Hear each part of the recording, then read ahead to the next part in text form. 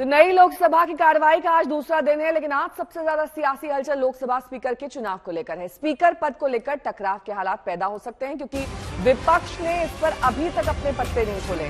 Speaker का चुनाव कल होना है, जिसके लिए आज नामांकन होना है। एनडीए की तरफ से अभी किसी उम्मीदवार का नाम सामने नहीं आया है और आज ही 12 बजे तक स्पीकर पद के लिए नामांकन होना है। कल देर रात तक इस मुद्दे पर अमित शाह और जेपी नड्डा की बैठक चलती रही।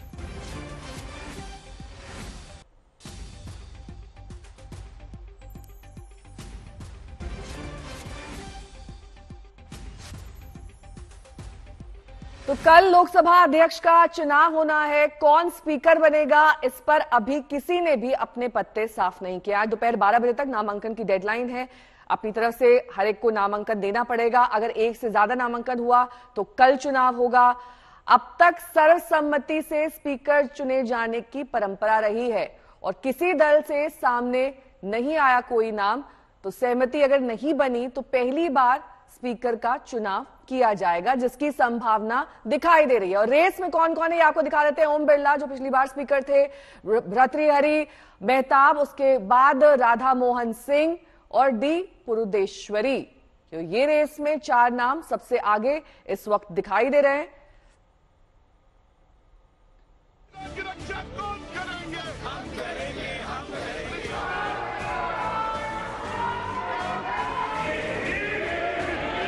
18वें लोकसभा के लिए स्पीकर का चुनाव कैसे होने वाला है, इसका ट्रेलर कार्यवाही के पहले दिन नजर आया। विपक्ष ने प्रोटेम स्पीकर की नियुक्ति को लेकर संसदीय परंपराओं के उल्लंघन का आरोप ही नहीं लगाया।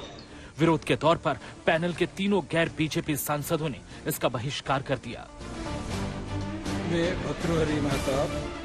सरकार ने विपक्ष के विरोध को नजरअंदाज करते हुए भले ही प्रोटेम स्पीकर के तौर पर भर्तृहरि मेहताब का शपथ ग्रहण करा दिया, लेकिन अब सामने स्पीकर का चुनाव को लेकर सियासी चुनौतियां हैं।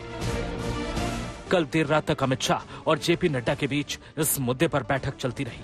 माननीय अध्यक्ष जी, प्रोटेम स्पीकर पर सांसदों के शपथ ग्रहण से लेकर नए लोकसभा अध्यक्ष के चुनाव तक की जिम्मेदारी है। सूत्रों के मुताबिक लोकसभा स्पीकर पद की रेस में बीजेपी की तरफ से 4 नाम सबसे आगे हैं। इनमें सबसे ऊपर हैं ओम बिरला, जिन्हें दूसरी बार मौका दिए जाने की बात चल रही है। दूसरे नंबर पर हैं भर्तृहरि मेहताब, जिन्हें प्रोटेम स्पीकर के बाद यह जिम्मेदारी दी जा सकती है। स्पीकर की रेस में राधा मोहन सिंह का नाम भी है, जो बिहार से 7 बार सांसद रह चुके हैं। आंध्र प्रदेश के बीजेपी अध्यक्ष डी पुरंदेश्वरी का नाम भी चल रहा है। भव्य समारोह। वैसे अभी तक सर्वसम्मति से लोकसभा अध्यक्ष चुने जाने की परंपरा रही है, लेकिन विपक्ष की तरफ से पत्ते नहीं खोले जाने की वजह से सस्पेंस बना हुआ है। माना जा रहा है कांग्रेस के सुरेश का नाम डिप्टी स्पीकर के रूप में आगे बढ़ा सकती है। अगर बीजेपी इसके लिए राजी नहीं हुई तो विपक्ष की तरफ से स्पीकर पद के लिए उम्मीदवार खड़ा किया जा सकता है। बीजेपी के पास अपना स्पीकर बनाने के लिए पर्याप्त बहुमत है। शायद इसलिए डिप्टी स्पीकर के लिए बीजेपी की तरफ से अभी कोई संकेत नहीं दिया गया है। संवैधानिक नियमों के मुताबिक नई लोकसभा के पहले दिन से ही लोकसभा अध्यक्ष की तरफ से यह पद खाली कर दिया गया। लोकसभा सचिवालय की तरफ से इसकी अधिसूचना जारी की जा चुकी है। लोकसभा स्पीकर का चुनाव 26 जून को होना है। आज दोपहर 12 बजे तक उम्मीदवारों को इसके लिए नामांकन दाखिल करना होगा। यानी एनडीए की तरफ से स्पीकर पद के लिए उम्मीदवार के नाम का सस्पेंस जल्द ही खत्म होने वाला है। पीयूष मिश्रा, दिल्ली, आज तक।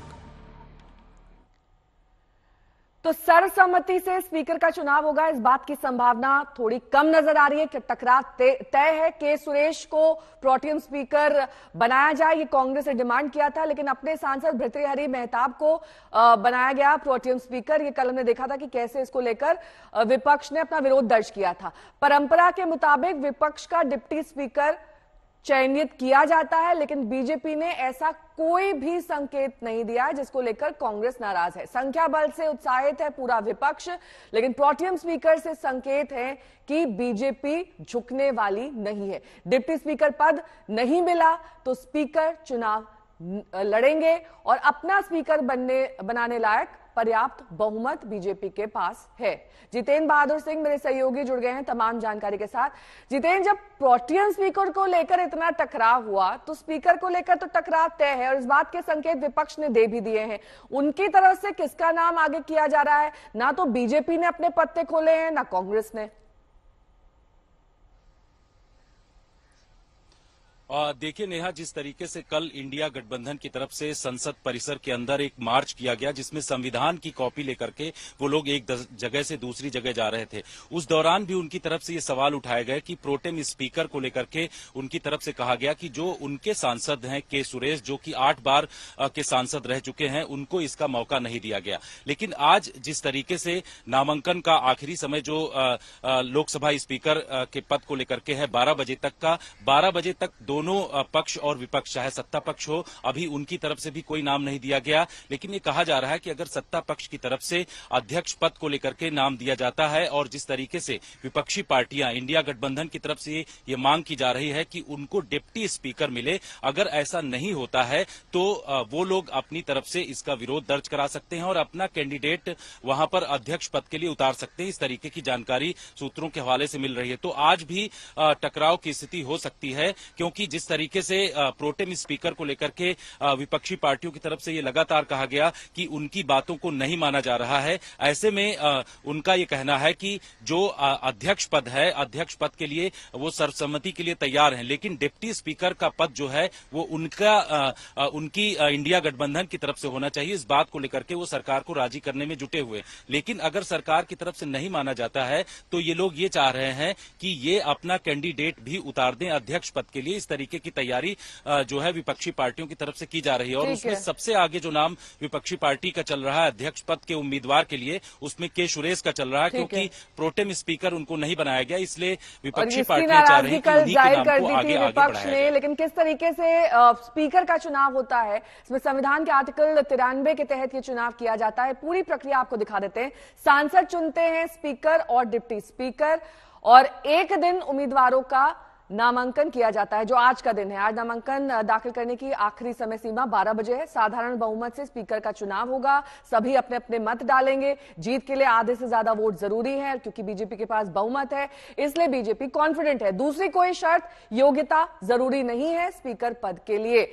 इसके साथ ही आपको अब दिखा देते हैं कि क्यों अहम है स्पीकर का पद, जिसको लेकर ये पूरी की पूरी कवायद चल रही है। लोकसभा चलाने में सबसे अहम भूमिका स्पीकर की होती है। संसदीय बैठकों का एजेंडा वो बनाते हैं। विवाद के हालात में स्पीकर फैसला लेते हैं कि आगे कैसे बढ़ा जाए। प्रस्ताव पर मतदान में हिस्सा नहीं लेते हैं स्पीकर। बराबर वोट हो तब स्पीकर की भूमिका बेहद अहम होती है।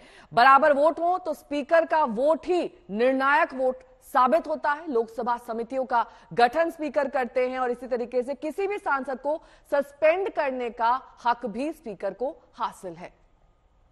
जितेंद्र बहादुर सिंह मेरे सहयोगी जुड़ गए हैं तमाम जानकारी के साथ। और जितेंद्र, जिस तरीके से स्पीकर का चुनाव होता है, आमतौर पर हमने देखा है, इतिहास गवाह रहा है कि सर्वसम्मति से फैसला हो जाता है। इस बार ऐसा होता हुआ नहीं दिख रहा है और उसके कई कारण हैं। लेकिन अगर स्पीकर सर्वसम्मति से चुना जाता है तो कॉमन नाम कौन सा सामने आ रहा है जिसके नाम पर दोनों पार्टियां वोट कर सकती हैं?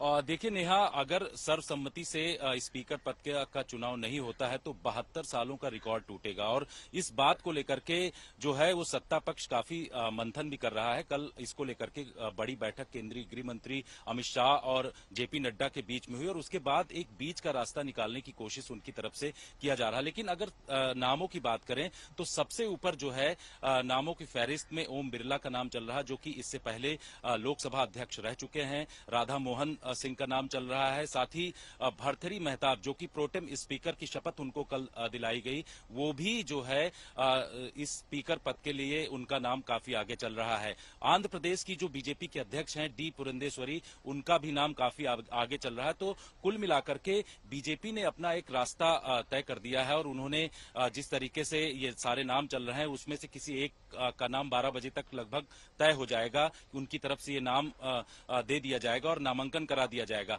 इसमें जिस तरीके से मांग किया जा रहा है विपक्षी पार्टियों की तरफ से कि उनका डिप्टी स्पीकर होना चाहिए, इंडिया गठबंधन का ये मानना कि अगर डिप्टी स्पीकर पद उनको दे दिया जाता है तो वो लोग सर्वसम्मति से जो लोकसभा स्पीकर का चुनाव होता है उसके लिए वो लोग तैयार हो जाएंगे, उनको किसी भी तरीके की दिक्कत नहीं होगी। लेकिन अगर ऐसा नहीं होता है तो वो लोग लोकसभा स्पीकर पद को लेकर के चुनाव में अपना कैंडिडेट खड़ा कर देंगे, जो कि 72 सालों में ऐसा पहले कभी नहीं हुआ है। लोकसभा स्पीकर पद को लेकर के विपक्षी पार्टियों ने अपना कैंडिडेट खड़ा किया हो, इस तरीके की जानकारी नहीं है। तो ये कहा जा रहा है कि ये पहली बार होगा और वो जो परंपरा चली आ रही है सर्वसम्मति से लोकसभा स्पीकर को चुनने का, वो परंपरा भी टूटेगी। ठीक है, बहुत बहुत शुक्रिया इस तमाम जानकारी के लिए आपका। जितेंद्र बहादुर सिंह जानकारी देते हुए स्पीकर पद के चुनाव को लेकर। लेकिन स्पीकर पद को लेकर आम सहमति की राह में कांटे हो सकते हैं, इसकी झलक प्रोटेम स्पीकर की नियुक्ति में ही दिख गई थी। विपक्ष के विरोध के बावजूद बीजेपी अपने फैसले पर अड़ी रही तो विपक्ष की तरफ से कड़ा विरोध जताया गया। आप जी लगातार 8 बार के सांसद हैं, उनको प्रोटेम स्पीकर बनाया गया।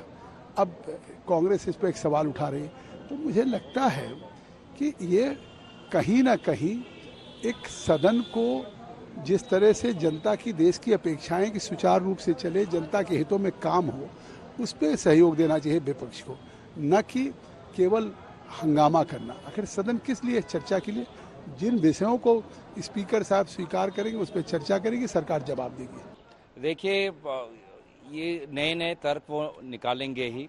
मुझे लगता है कि आज पूरे देश के दलित समाज को एक बहुत ही महत्वपूर्ण दृश्य देखने को मिलता कि अगर के सुरेश प्रोटेम अध्यक्ष के कुर्सी पर बैठकर सभी हमारे सांसदों को की शपथ ग्रहण पर अगर वो उसका वो सभापति जिम्मेवारी अगर वो संभालते, तो आज पूरे देश के दलित समाज को एक बहुत ही एक सुनहरा और एक ऐतिहासिक दृश्य को देखने को मिलता। तो मुझे लगता है कि आज भाजपा सरकार ने सिर्फ कांग्रेस पार्टी, इंडिया अलायंस या के सुरेश को नहीं नकारा है, भारत के दलित समाज को उनके एक महत्वपूर्ण एक समय से, महत्वपूर्ण एक पल से उनको नकारा है।